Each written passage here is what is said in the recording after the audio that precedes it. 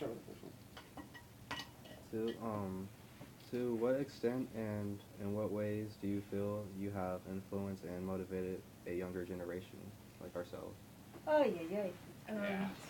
Well, I've been teaching for 30 years. Of course, that doesn't mean much of, not to answer your question, but I feel that I've tried very hard to make connections between young folks like yourselves and history, since history is what I teach. Mhm. And we know for a fact that those who can relate to a historical fact not only don't forget it, but they actually are able then to build on that, because you can see what happens sort of next down the line. Um, Most of my life I have spent in the classroom. So I really hope that not just with stories, but with relevant assignments. Like in 203, we did the hate group assignment. Very, not only controversial, but also very contemporary. Yeah. Yeah, It hate is group for sure. assignments. So I try and think of assignments that students can also relate to, because otherwise, I don't think you're going to get much out of any kind of history Mhm. if you just can't relate to it in a way. So. Good.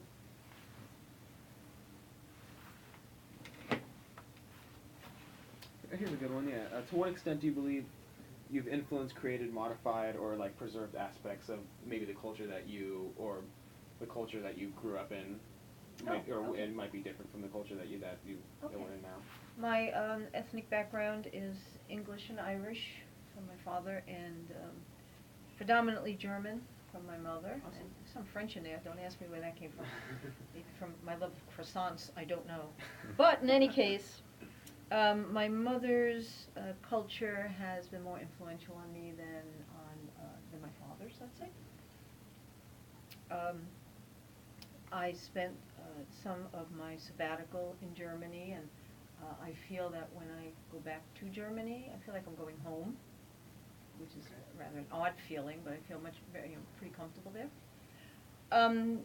Just with my family, my insular family, the way I do holidays is very important to me. I particularly look at what my mother did when which was to make Christmas cookies every year, and I can still smell the smell Yeah. in my mind. And right after she died in 1999. I tried to make Christmas cookies. I was not very good at it, but I tried to continue that tradition. So today, let's say for the holidays, I do pretty much what my mama would do, and Okay. make the same kind of foods that my mother would have cooked. So that's how I guess I'm quite a traditionalist at heart. Okay, that's Yeah. perfect.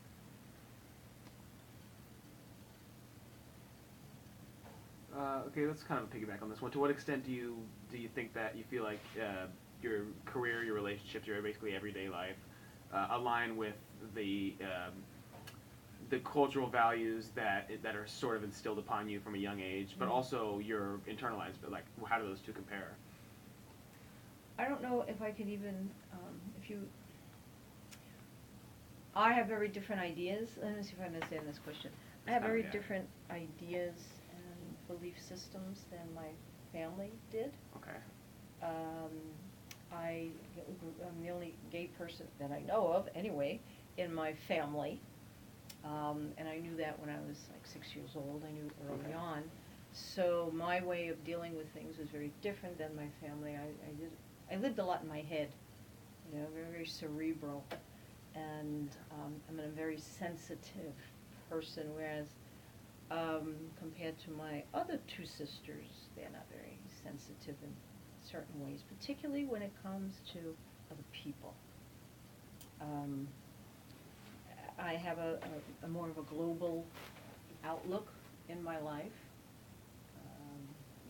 That is not something my family had. Okay.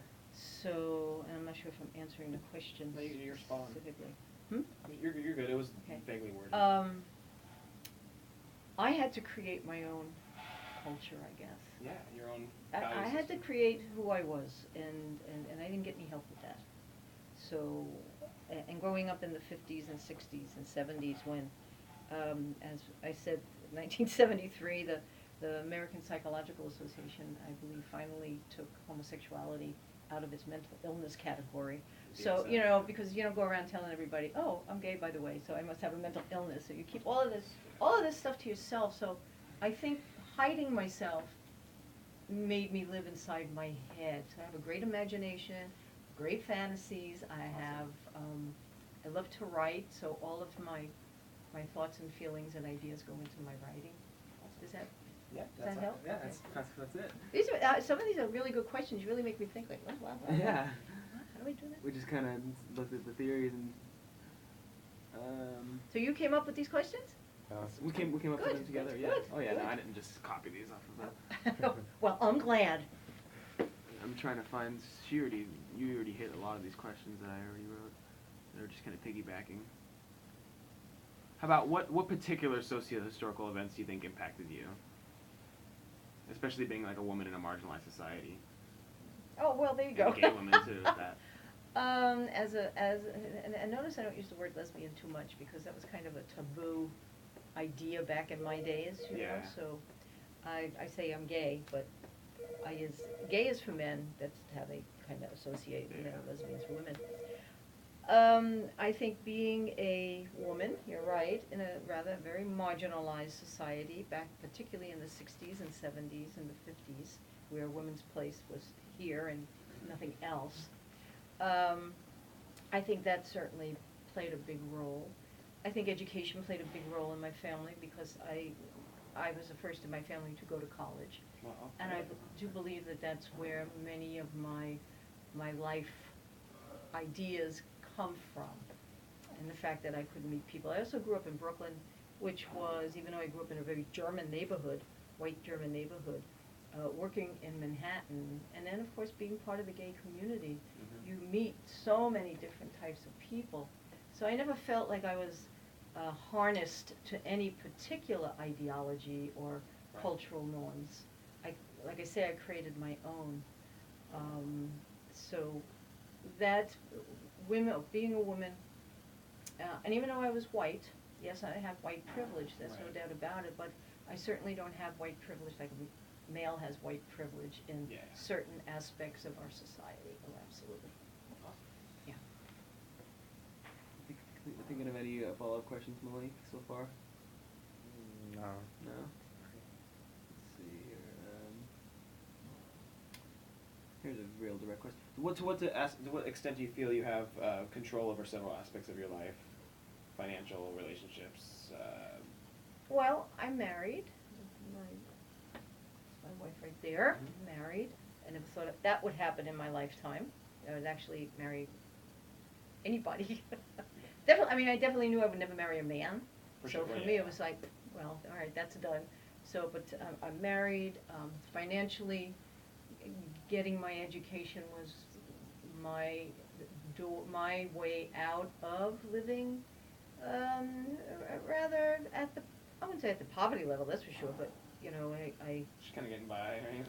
well, yeah, I used to live hand to mouth, right, you know, for about 20 years after I got out of college, and getting this position has enabled me to do pretty well for myself, Awesome. property-wise, things like that.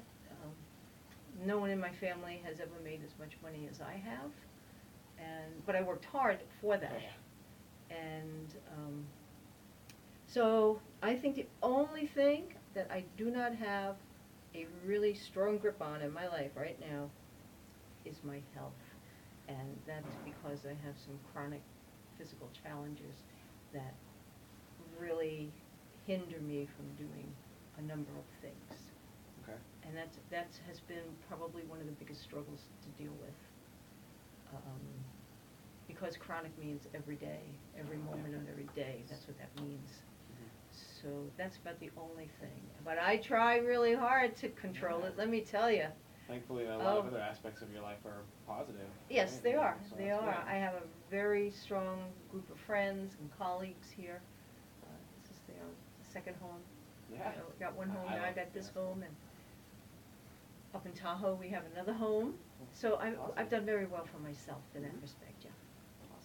very inspirational, actually. What do you think, Malik?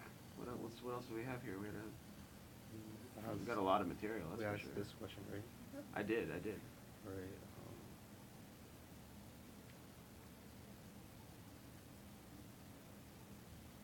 How long have we got here? We have a few minutes. It's 20 to 12 right now? 14, 15. We asked this one, right? This is kind of related, I guess. Just regarding your chronological age, how old do you psychologically and socially feel?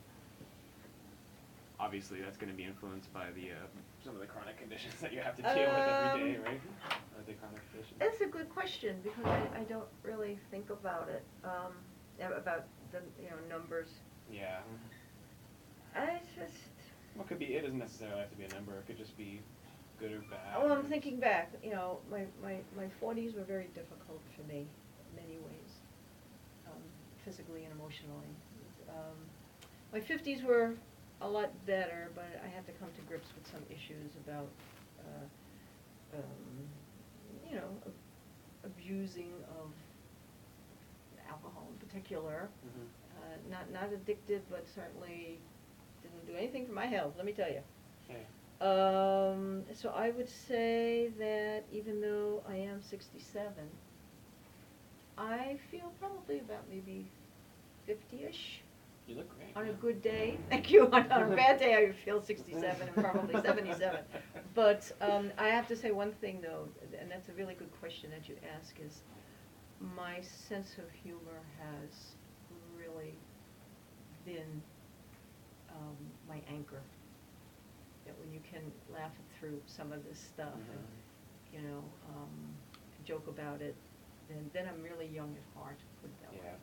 Start getting some of those hormones and endorphins. Oh, yes, Yeah. absolutely, I know absolutely. my dad, he's got a artificial ankle, artificial knee. He's going in for both shoulder replacements because he's got a degenerative disorder where his cartilage is called calcium pyrophosphate deposition disorder. It's basically he's got calcium crystals that are just eating away at all his cartilage. He's bone on bone and almost all his joints Oh, are. yeah, that can be tough. And even on the worst days when because he's on managing on 10 milligrams of opiates every day before his surgery, and now he's just whenever we ever laugh and we feel great, he's like, man, I feel like I have like almost no pain right now because we're just laughing and he's got all the endorphins running as opposed to like when we're bitter and That's right. we're not getting along. He's like, man, you can tell he's feeling the extra pain. No, there's really something very true about that.